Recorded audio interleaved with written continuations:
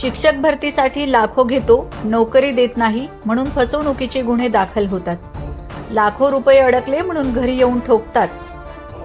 ही कहाणी आहे धुळे जिल्ह्यातील सोनगीर येथील एनजी बागुल हायस्कूल उच्च माध्यमिक विद्यालयाचे चेअरमन भेरूलाल बागुल याची.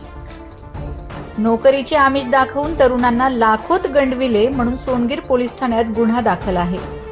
स्वतःच्या भावाला मुख्याध्यापक करून याने बोगस भरतीही केली.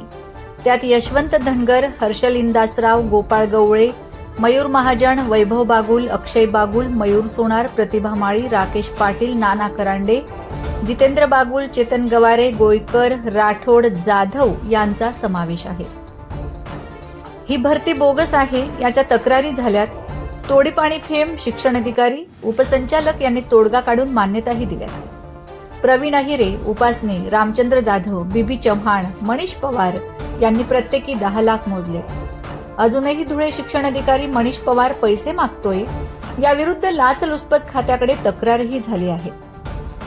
सोनगीर परिसरातून या भेरूलाल बागुलने कोट्यावधी खाल्लेत. धर्मदाय आयुक्ताने चेंज रिपोर्ट नामंजूर केला. तरीही बागुल आणि हेडमास्टर हेमंत विस्पुतेची लूटमार सुरू आहे.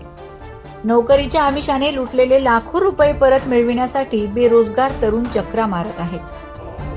या प्रकरणी भ्रष्टाचार निर्मूलन परिषदने गृह मंत्रालयात तक्रार दाखल केली आहे.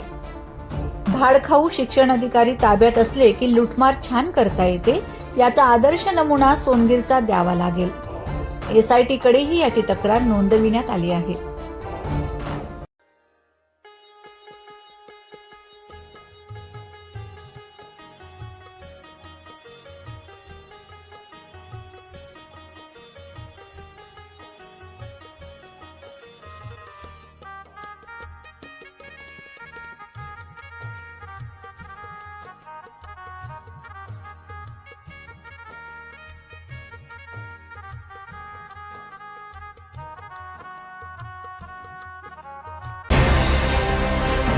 ताज्या बातम्या विचार नव्हे त्यासाठी सचोटी न्यूज चॅनल बघायलाच हवे.